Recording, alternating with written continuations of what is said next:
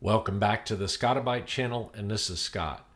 Well, in the past, I've done 2 to 3 videos about LXD virtual machines, and this time I want to expand upon that a little bit more.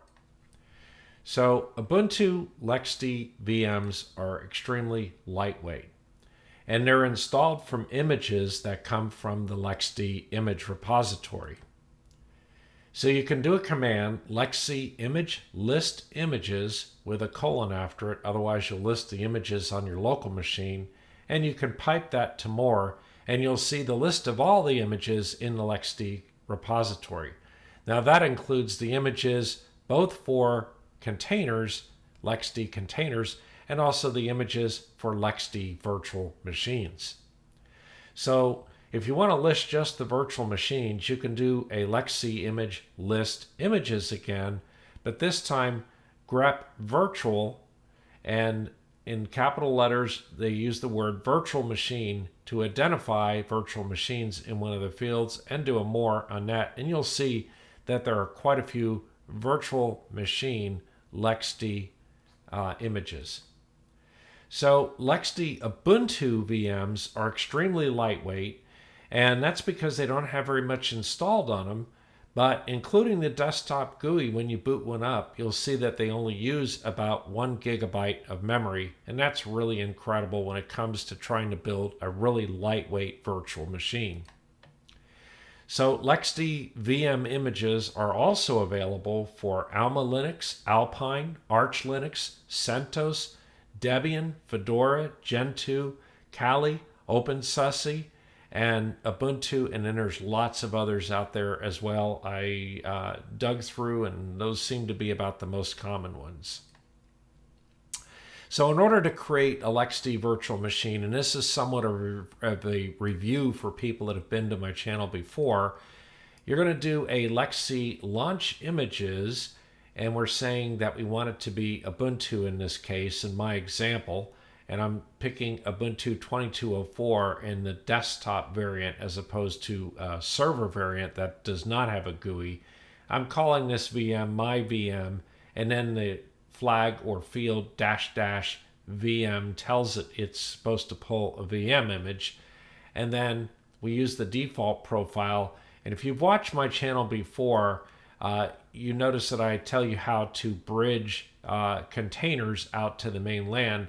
And so there's really no difference. If you created a bridge profile to go to your main LAN following my previous videos, then you can see that you can do the -- profile, bridge profile here, and it works in a similar way. In this case, I'm giving this VM 4 gigabytes of memory, and I'm giving it 2 virtual CPUs, and I'm saying whenever the system starts, I want this VM to also start. So then we have the next command, which actually sets up sound for this particular desktop. And this entirely depends upon your host system and what type of host sound you have, whether it's an AMD or an Intel system. And I've gone over this in previous videos also, but I'm going to put this on my Intel-based system so that my VM can have sound at the desktop. And then we can change the size of the default disk. Well, you'll recall that with LXD containers, not VMs, that you simply point into the storage pool and you can use as much space as is in the storage pool, and all of the containers on the system share that space in the same storage pool. Virtual machines are not like that. The way a virtual machine works is you have to set the size of the root disk, and it creates a virtual disk very similar to the virtual disk created for other hypervisors such as VirtualBox. So, and then finally, in order to connect into this, you can do a LXD console, give the name of your machine, space -- type equals VGA. I know it says VGA, but that's just its way of going into the graphical screen, and you will be able to connect to it. Now this uses the SPICE protocol, and we're going to do some things in this video to expand upon that. So an Ubuntu LXD VM is installed without a web browser, or at least the latest version of 2204 Jammy does not have a web browser installed on it at all. We're going to add a couple of web browsers and show you how that's done. And then a LXD VM does not run Network Manager. And so if you click on your settings and you go to network, you'll find that it's pretty sparse. And really we want to use Network Manager in order to be able to have network settings from the GUI. And we're going to do that as well. So the LXD VM uses the SPICE protocol, as I mentioned earlier, to connect to the console. And we're going to add Microsoft Remote Desktop Protocol, or otherwise known as RDP, to our LXD VM to allow it to be connected to from Windows machines, and also just to be able to connect to it conveniently remotely for being able to work with it. So let's go see how to configure a LXD VM. The LXD repository has a really huge number of available images, and here with the command LXD image list images, and I put a colon at the end. It's important to note that if you don't put the colon on the end, that you will be listing the images on your local system. So and then I piped this to more because there's quite a few out here. I know I have the font relatively small, and part of the reason for that is because I didn't want it to wrap around. But as you can see here, there's quite a few. If you look at this type column, you can see that some of them are containers and some of them are virtual machines. And it keeps going on and on and on here. And we haven't even gotten through the Alpine images.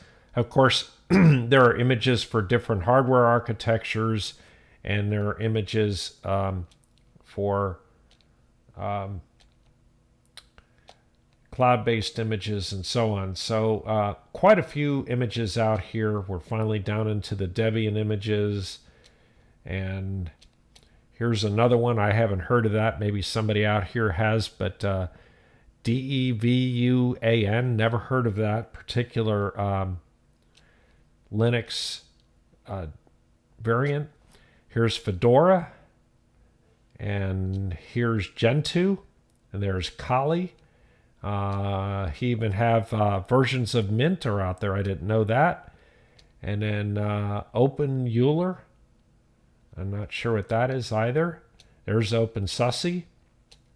And here is Oracle and Rocky Linux. Gosh, there's just, it's unbelievable. So kind of the point is quite a few things out here. So another command that you can do to just list the virtual machines themselves is we can grep for the virtual machines in that list. Same command, except we just grep for the word virtual, all in capital letters, and that way we just list our virtual machines. And you can see here we've got Alma Linux, we've got Alpine, we've got Arch Linux, we've got CentOS, Debian, Fedora, Gentoo, there's that Open Euler again, OpenSUSE, Rocky Linux, Ubuntu, and there you go. So here's the command that we're going to use to create our LXD VM on our machine. LXD init, as opposed to LXD launch, simply creates the container but does not start it, whereas LXD launch will start the container. From the image repository, I'm getting an Ubuntu 2204 image. That includes a desktop, and the name of my image is going to be my-VM, and that name is up to me. And then the switch --VM lets the system know that it's a virtual machine and not just a LXD container. And then we have --profile as default, which is typical of any containers that you create. And then --profile is bridge profile. If you watch the other videos on my channel, they will discuss how you can create a profile that bridges a container back to your main LAN and gets an address on your main LAN from your DHCP server. So you'll need to review those videos before you can use a profile called bridge profile, or if you've been following my channel, then you probably already have a bridge profile. And then we set up the limits to be 4096 megabytes or 4 gigabytes of memory. And we're giving this 2 virtual CPUs, and we're setting boot.autostart equals to true, which means that every time the host that is hosting this LXD VM starts, it goes ahead and starts this VM. So I hit enter, it creates the container, and it's done. The next step that I want to do is a LXC config set my-vm raw.qemu to these values that you see contained in the quotes. What this does is it provides my LXD VM the ability to use audio from my host system, and since my host system is an Intel system, that's how this works. If you watch my other videos, it will also show how to do the same thing for an AMD-based system. So now I've added sound support for my virtual machine. The next step that I'm going to do is, by default, a LXD VM has a disk that is approximately 20 gigabytes in size. I can't remember if it's 20 or 10 gigabytes in size. In this case, I'm doing a LXC config device override my-vm. The root disk will be 50 gigabytes in size. Recall that regular LXD virtual machines, or regular LXD, not virtual machines, but regular LXD containers actually use space out of the main storage pool. But LXD VMs use storage space that is from a virtual disk, and that virtual disk is not unlike the virtual disk that you get with other hypervisors like VirtualBox or Hyper-V.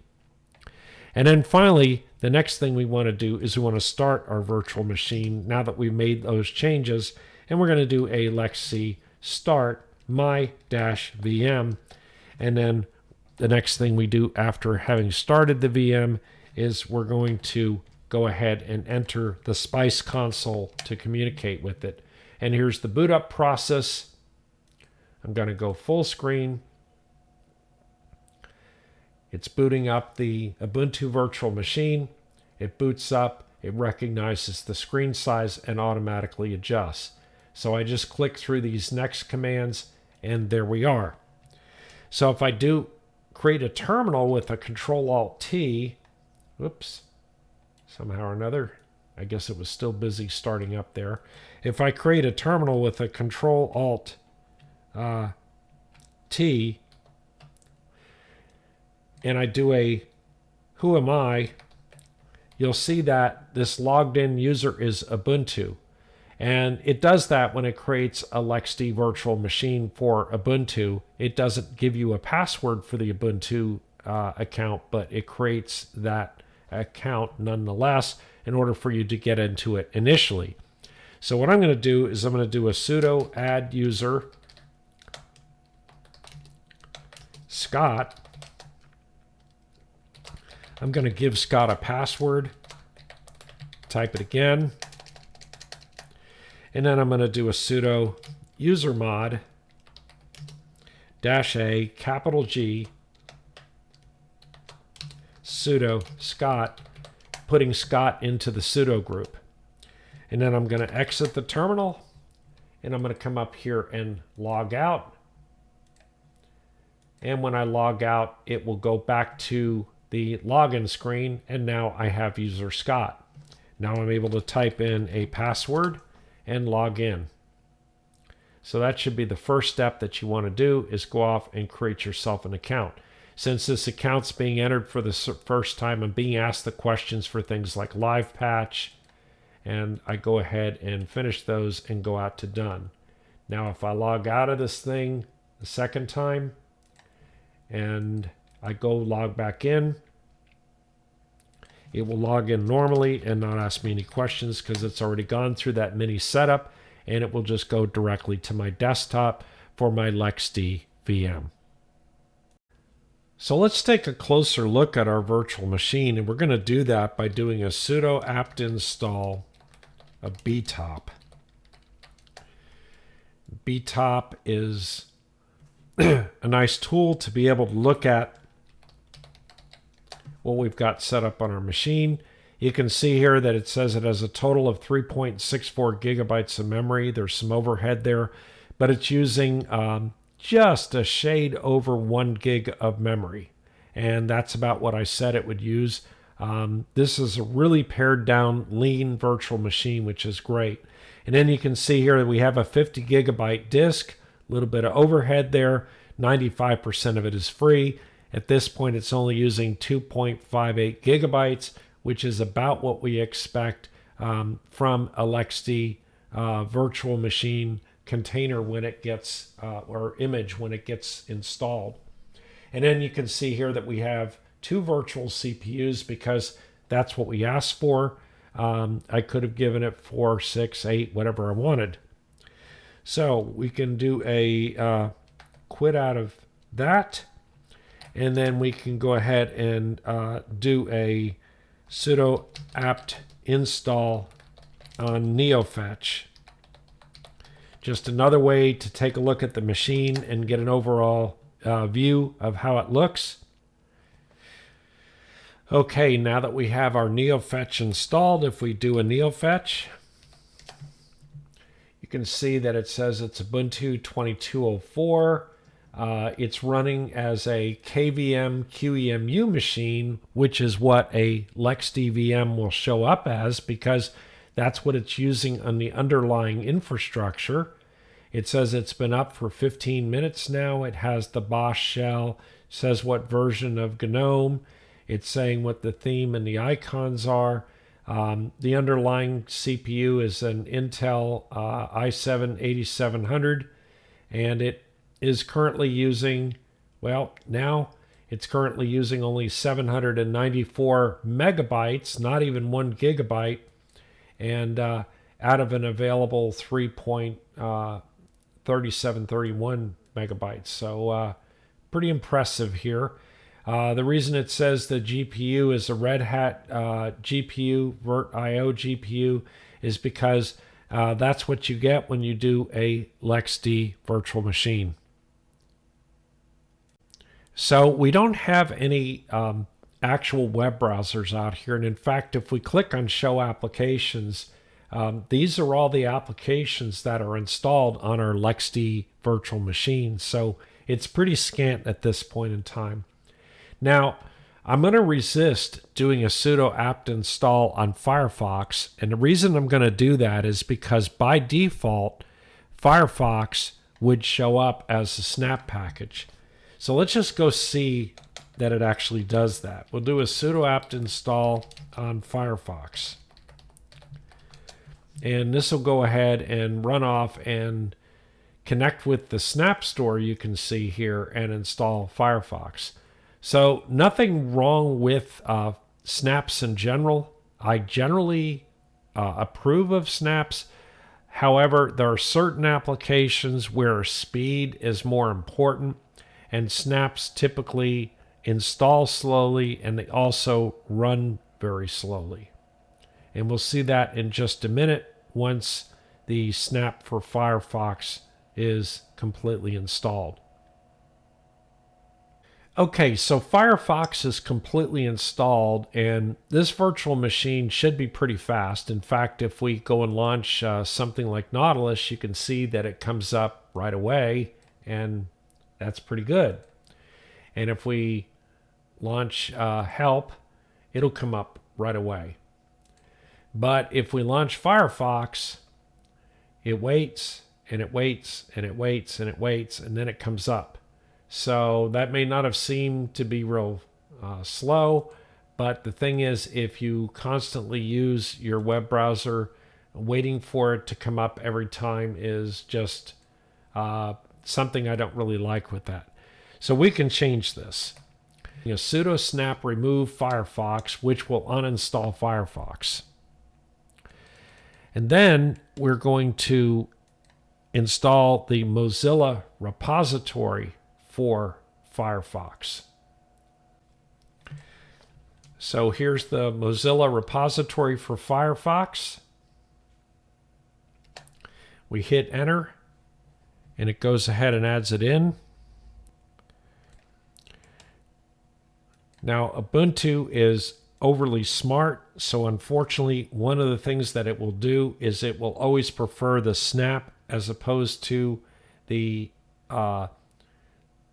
repository we just installed. So this command right here will go ahead and cause the Mozilla repository to be at a higher priority than the snap. Set up the installation to allow the Firefox to upgrade every time it sees an upgrade for Firefox. And finally, we do a sudo apt install on Firefox. And now this will do a ordinary install of Firefox, and you will notice it will not go out to the snap. See, it says downgrading Firefox from snap. Now we have Firefox installed. Notice we didn't get an icon for it here. We'll have to add our own icon. So we go ahead and launch Firefox. When it comes up, I can right click and say add to favorites. And I can quit this Firefox. And notice when I click on it again, it comes up immediately. There's no delay whatsoever. Again, absolutely no delay. And that's what we want with a web browser. We want the web browser to actually be fast. So now that we have the Firefox web browser installed, I like Firefox. It's just that I kind of like Brave better. So we can do a sudo apt install apt-transport-https and curl, which are prerequisites for what I'm about to do in installing Firefox. Do a curl to bring down the PGP keys for the browser. Make an entry in the repository list for the Brave browser. Now that I've done that, I can do a sudo apt update.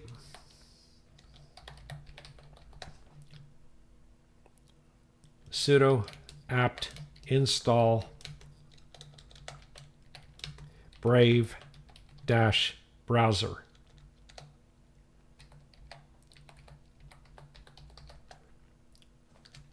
And yes, I want to go ahead and install this.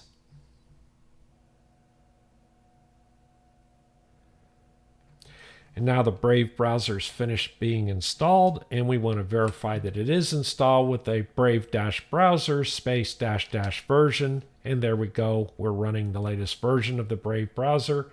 There's the icon. Whoops. Okay, let's try that again. There's the icon. I can say set Brave as default. It comes up and runs. I can right click and add it to favorites. Now, when we launch the Brave browser, you will see that it launches just as fast as the Firefox browser does because they are both installed as apt packages. So let's go into the settings option on this version of Ubuntu. And if we go to network here, you can see that it's pretty sparse. We don't have the network screen that we're expecting. So just to review here, if I look at the network screen from my desktop and I bring it over, you can see that there's a lot more there. And by the way, as long as I'm here, I'm going to go down to appearance and I'm going to go ahead and set dark because it's nicer looking. So we don't really have all the settings we're looking for in network. In fact, we don't even really have our Ethernet device here, which is a little bit annoying because I'd like to have a GUI for that. So in order to get that, we can do a snap install network-manager. So you might wonder, I just finished kind of saying that I didn't like snaps for certain things, but sometimes snaps do things behind the scenes that are difficult to get all the dependencies installed properly. And if you just install Network Manager, it doesn't do all of the settings that you need, and that's why I did the install of the snap. So if I go in here now, you can see that I've got wired unmanaged. It shows up as. It probably shouldn't show up as unmanaged. We can also change that, I believe. What we're really going to need to do at this point in time is a reboot. So we'll do a power off and we'll do a restart. And do a restart. And now our virtual machine is working its way back up. I get back into the console again and I go full screen on it. And there's the splash screen for the LXD virtual machine. And it is booting up our LXD virtual machine. And there we are in the Ubuntu account, which I don't want to be in. We're going to take care of that shortly. I'm going to do a log out. And now I'm going to log back into the Scott account. Now, hopefully, when we're logged in here, we can click up here and you can see that it says wired connecting. It takes that virtual machine a little while. See, now it doesn't say unmanaged, it says wired connected, which is fantastic. That's what we wanted. And over here, you can see that we now have control over our wired connections. We have control over what we expect to have. Of course, we can add different VPN types beyond OpenVPN and PPTP and import. There are ways to do that, but that's for another video. So we now have full control over our network control panel in the GUI by having installed Network Manager through the snap, followed by a reboot. So another thing I want to be able to do is I want to be able to support RDP for connectivity to my machine. And so I'm going to do a wget from this particular site. I featured this script that this guy has before on the XRDP installer. So we went ahead and got that down here. We can do an ls and you can see that the XRDP installer is now downloaded. The second step that we want to do is to unzip that with the unzip command. It's inflated it. If we do an ls, you can see that we now have the script there. And I suppose the reason that he puts it in there is just simply so that we won't have to worry about the execute byte. So then I'm going to invoke the script with a Bosch xrdp-installer, and it asks for my sudo password. And then it sits there and runs for a while.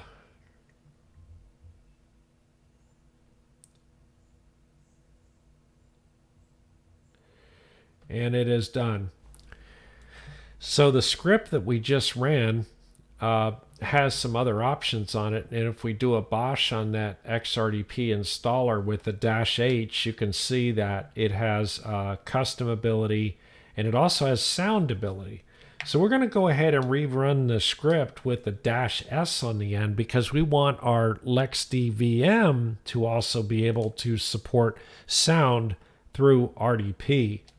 So by doing an -S, it should add sound to it, and it's going to have to fetch a few additional packages. I should have done the -S at first, but it just occurred to me when we were done.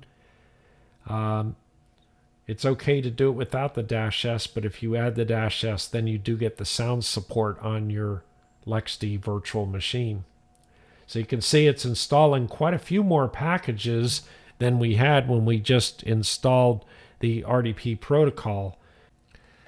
After the XRDP script completed running, I connected to my favorite RDP client, and here we are with the login prompt. And so I'm going to type my username Scott and my password over here, and I should be able to log into my Ubuntu desktop with LXD, and there we are. So I'm going to launch my Brave web browser, and I'm just going to ignore that keyring authentication for right now. And here is an example of a video, and I am able to play it. And by the way, this video, Ubuntu LXD VM Elevated, goes into some details on things you need to do for the sound in order to get it to work properly. And I'm not going to go into that detail here, but let's just say that when you go over here to settings, once you're logged in as a VM, you might see something that says dummy sound output. And here you can see that my output says XDRDP source and XDRDP sync, which is what we want. And there's a simple set of commands that are covered in this video that will handle that. But if I turn around and play this video from right here, you can see that it plays. And now we're going to try and add sound support for this VM. So that video is a worthwhile video to watch. But now we have our LXD Virtual machine where we can connect to it with our RDP protocol, and this VM also now supports sound inside of it over the RDP protocol. So in summary, LXD containers are leaner than virtual machines. A LXD VM offers all of the advantages of the LXD command line that you have with containers, including profiles, snapshots, and image exports. Sometimes a dedicated kernel and emulated hardware are needed for some applications, and LXD virtual machines are extremely fast and easy to launch. And since LXD VMs use images, they don't need to go through a typical installation process like a Hyper-V VM or a VirtualBox VM, and that makes them a lot quicker to deploy. Anyway, that's it for today. Please subscribe and like to the channel, and don't forget to hit that notification bell, and we'll see you next time.